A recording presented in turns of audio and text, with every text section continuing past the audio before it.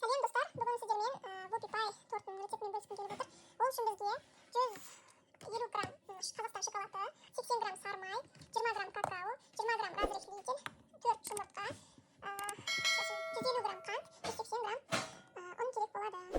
Ең алдымен 4 жұмыртқамызды қантымызбен көпіртіп аламыз. Шоколадымыз бен сармайымызды микроволновкада ерітеміз.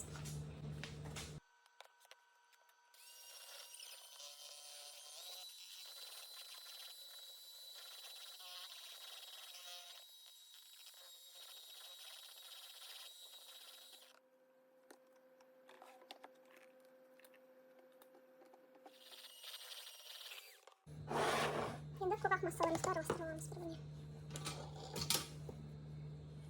Осы 20 грамм какао, 20 грамм разрыхлитель,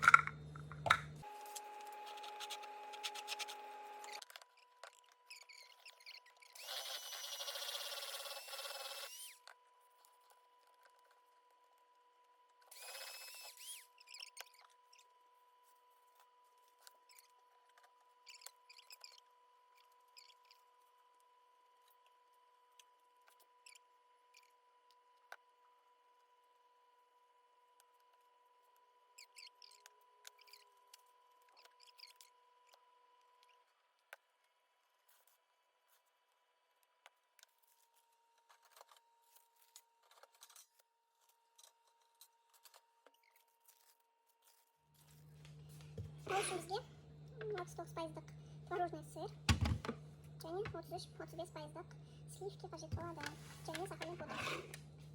Көлеміне санына қарай кремімізді жасаймыз. Қант ұнтағымызды қоссақ та болады.